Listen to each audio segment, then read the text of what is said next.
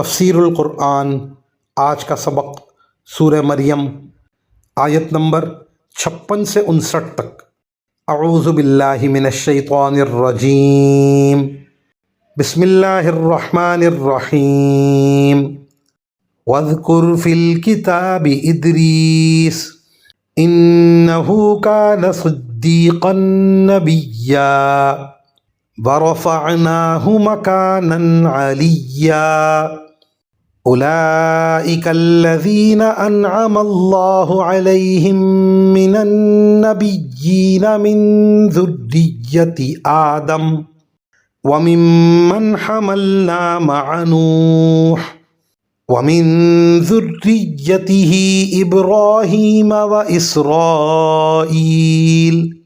وممن ہدینا واجتبینا۔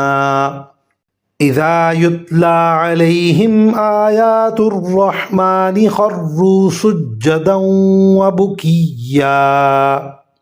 فخلف من بعدهم خلف اضاعوا الصلاة واتبعوا الشہوات فسوف یلقون غیا۔ ترجمہ: اور اس کتاب میں ادریس کا بھی تذکرہ کرو، بے شک وہ سچائی کے خوگر نبی تھے، اور ہم نے انہیں رفعت دے کر ایک بلند مقام تک پہنچا دیا تھا۔ آدم کی اولاد میں سے یہ وہ نبی ہیں جن پر اللہ نے انعام فرمایا، اور ان میں سے کچھ ان لوگوں کی اولاد میں سے ہیں جن کو ہم نے نوح کے ساتھ کشتی میں سوار کیا تھا، اور کچھ ابراہیم اور اسرائیل یعقوب علیہ السلام کی اولاد میں سے ہیں، اور یہ سب ان لوگوں میں سے ہیں جن کو ہم نے ہدایت دی اور اپنے دین کے لیے منتخب کیا۔ جب ان کے سامنے خدائے رحمان کی آیتوں کی تلاوت کی جاتی تو یہ روتے ہوئے سجدے میں گر جاتے تھے۔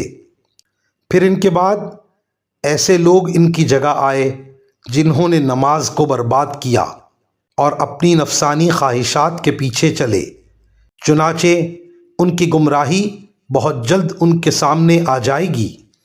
ان آیات کی تفسیر میں مفسرین کرام فرماتے ہیں، بلند مقام تک پہنچانے سے مراد نبوت، رسالت اور تقوی اور بزرگی کا اعلیٰ مرتبہ ہے جو ان کے زمانے میں انہی کو عطا ہوا۔ آیت نمبر 58 سجدے کی آیت ہے۔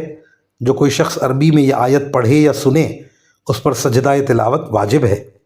مزید فرمایا کہ جو لوگ اپنی نفسانی خواہشات کے پیچھے چلے، ان کی گمراہی کا نتیجہ اللہ تعالیٰ کے عذاب کی صورت میں ان کے سامنے آ جائے گا۔ وآخر دعوانا ان الحمد للہ رب العالمین۔